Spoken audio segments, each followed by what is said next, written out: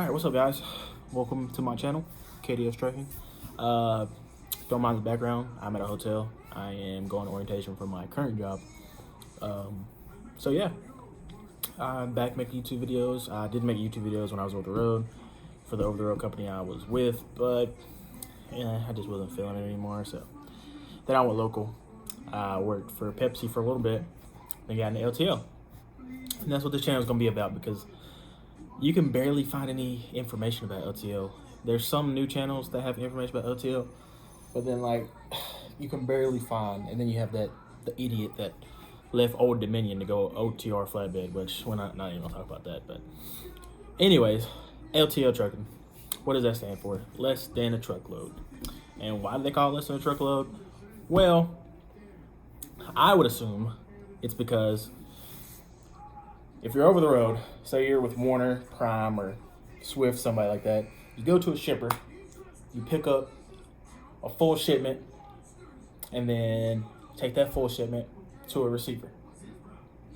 Or you might pick up a shipment, have like 3 or 4 stops, and you take that to 3 or 4 receivers, whatever. That's called truckload. Less than truckload does not mean you're gonna have a trailer with 1 pallet on it. That's not what that means. Less than truckload means you could have a full trailer, which is like 28 pallets, or it don't even have to be pallets. It can be loose pieces, it can be boxes, carpet, it can be anything. And yeah, you're gonna have a full trailer, and you could have 28 pallets, and all 28 pallets is going to someone different. Could be businesses, could be places with docks, could be places without docks. You could have residentials going to people's houses. You can go to schools, you can go anywhere. And that's on the pickup and delivery side. There's 2 sides to LTL trucking: pickup and delivery, and then line haul. But first, we're gonna talk about the pickup and delivery side. The pickup and delivery side usually have anywhere between 10 to 18 stops a day, deliveries a day. And then once you get finished delivering, your pickups are all on your dispatcher. I mean, while I was in training over here, me and my trainer, he ran this route that was around a bunch of businesses basically, and he's been there 9 years. And we leave out 13 to 18 deliveries, and then we do like 12, 15 pickups. Empty the trailer that we left the yard with. He had a specific trailer that was empty for him, and we went back, dropped that trailer around his customer yard. Nope, I messed up. We emptied the deliveries, went and did pickups till that trailer was full, took that trailer over to this empty trailer that he had dropped at one of his customers, and then we picked up that empty trailer and filled up another trailer and then took it back to the terminal. So we basically filled up 2 trailers with pickups, which is crazy to me, but that's how LTL works, man. But yeah, that's the P&D side pretty much. I mean, you leave out with your deliveries. I've never had to do a pick up something and deliver it in the same day, so I don't know if they do that. So you leave out with your deliveries, do all your deliveries, and then do your pickups. Now, you couldn't do your pickups while you're doing deliveries if you have enough room. You never, ever want to pick up something that you can't work around and put it in front of your deliveries, because that could fuck your whole day up. Trust me, I've did it before. So yeah, learn from my mistakes. And yeah, that's pickup and delivery. Usually 10 to 12 hours a day. I mean, you could work the occasional 13. And there's a lot of people who are over the road that are going to tell you that, wow, if you're working 50 to 60, 65 hours a week, why are you home? Why are you home every day? I wake up, go in, well, when I'm a trainer, wake up, go in at 7:30, get back home around 7:30, 8 o'clock at night. Yeah, 7:30 in the morning to 7:30, 8 o'clock at night. I mean, it's a sacrifice you make to be home, man. I mean, it is what it is. I mean, you could be over the road. The point I always make is you could be over the road getting paid cents per mile. You could drive 10 hours, or you could say you drive 6 hours to a receiver. Okay, a lot of people are gonna make the argument you only drove 6 hours, so you only worked 6 hours. All right, that's fine, but you're gonna sit at that receiver for 2 to 3 hours, however long. So your day's gonna add up because your 14-hour clock or whatever. I don't want to go into that. I'm not trying to do local versus OTR. In my personal opinion, LTL is way better than being OTR, and it's more money. But all right, that's basically it for P&D. Yeah, P&D, you can expect to work 10 to 12 hours a day, the occasional 13. Some companies pay overtime, some don't. I mean, some companies are union, some aren't. Really, that's about it. P&D. I mean, most times, unless you're working for like FedEx Freight, overtime isn't gonna matter from a different company. I mean, to me, it doesn't. It all seems to average out to be about the same. Yeah, that's pretty much about it about P&D. Then you have line haul. Line haul is pulling sets of doubles, and in some states, sets of triples down the road to terminal to terminal.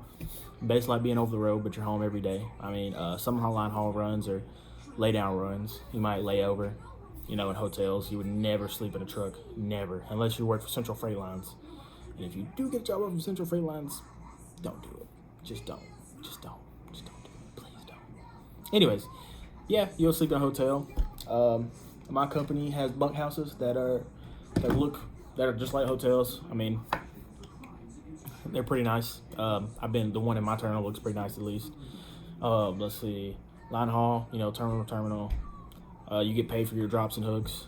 I know a lot of OTR people don't get paid for the drops and hooks unless you're like Walmart. And let's see, what else about line haul? Line haul cents per mile usually pays more than any OTR cents per mile. The lowest I know of is Central Freight Lines, and they pay. I think when I got my job offer, it was during the pandemic, and their usual pay is 0.58 cents per mile, but they decreased it to 5.3 because of the pandemic, that was the stupidest stuff I've ever heard in my life. But I didn't take that job. No, sorry. But right now, the job I'm at now, line haul drivers make 0.694 cents per mile, and they get paid $9 for drop and hook. Every drop you make is $9. Every hook you make is $9. It's not like some companies where the first drop is free and the last drop is free. Over here, you get paid for each one, no matter what. If you just hooked a set, $9. Just unhooked a set, $9. And also, breakdown pay starts immediately. It's not like you gotta wait 2-3 hours or whatever. And if you're waiting at a terminal for your load, your pay starts immediately. Say I drive from Birmingham to Memphis. At Memphis, I get there at like 12 a.m., right? I call Central, tell them I get there at 12 a.m. Okay. If my load's not ready, you start getting paid. That's how I was told. I don't know if it's true or not. We'll find out once I go line haul, because line haul is the goal. But yeah, line haul usually gets paid more than P&D. You do have, like I said, the only one I think it really matters for is FedEx Freight, because FedEx Freight is the biggest LTL carrier in the United States. And they get paid overtime after 8 hours and after 40 hours. Now, I know P&D drivers at FedEx Freight that are making 6 figures a week. Not a week, a year. You know what I mean? 6 figures a year. But those guys are like, been there so long, such and such. I would apply for FedEx Freight, but they tend to starve you. Like, they don't let you get the overtime and stuff because you're new. So they tend to starve you, from what I heard. So I just tend to stay away from it. If my finances were different, I would definitely hop on FedEx Freight and just stay there for a long time. But I like the company I'm at now. I'm not saying it's a bad company. I mean, it's very family oriented. Everything's good so far. I mean, like I said, I'm at orientation right now, so I mean, it's nothing too bad about it. But yeah, line haul usually pays. I know I got so off topic right there, but line haul usually pays better than P&D, except for FedEx Freight. I mean, line haul pays better still, but I mean, FedEx Freight, you're still gonna make pretty good money. Where I'm at, the average P&D driver, which I live in Alabama, the average P&D driver makes $75,000 a year.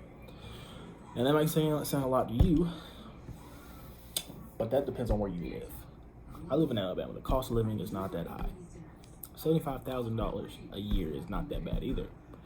Now, something to note about that $75,000 a year. Like I said about line haul is usually Tuesday through Saturday. They're off Sunday, Monday. P&D is off Monday through Friday. No, sorry. They're work Monday through Friday, off Saturday and Sunday.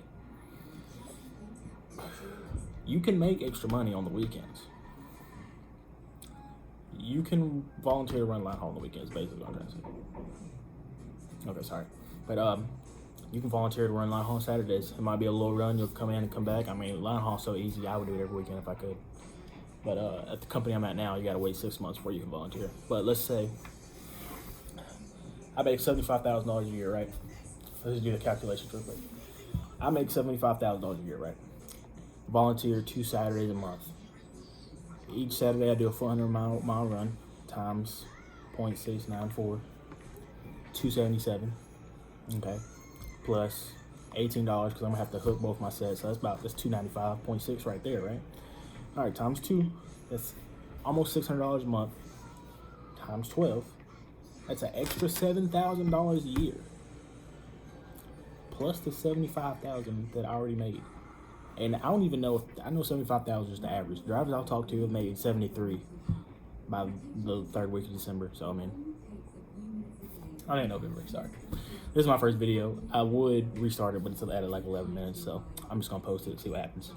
So yeah, that's 82 for the year. I know it probably looks weird right there, but 82 for the year. If you want to grind and work, I'm young. I want to grind and work. I want to put 50, 60 in the city, and then run line haul weekends. That's just what I want to do. You don't have to do that. If you can live comfortably off $60,000 a year, you can just work 50 or 60 hours in the city. You're gonna make more than $60,000 a year, but I mean, hey, it is what it is. But that's basically LTL. I mean, if you want to be home every day, you want to at minimum make $60,000 a year, and you want to stay a company driver, or hell, if you want to be a owner operator, if you do your money right and you want to be home every day, just be a home owner operator, you can save your money and buy a truck. I know people that did it before, so I mean, yeah. That's LTL Trucking. Usually people who get into LTL never go back over the road. You got some dumb folks who think like a general niche pays more than LTL. Like one guy thought that flatbed paid more than LTL when the highest flatbed since per mile I've seen is like 57 maybe, and that's on the low end of LTL. And on the high end, I know a company that's making 72 cents a mile, but that's in the discussion. I'm gonna make more videos about pay and stuff and what LTL companies will take you with what experience, stuff like that, stuff I didn't know that I think people should know. But yeah, that does it about for this video. I mean, if you like it, if you dislike it, dislike. I'm just trying to put information out there. I don't think this is gonna blow up or anything, but it is what it is. So yeah, if you watch this, I hope you have a good day, and I'm out.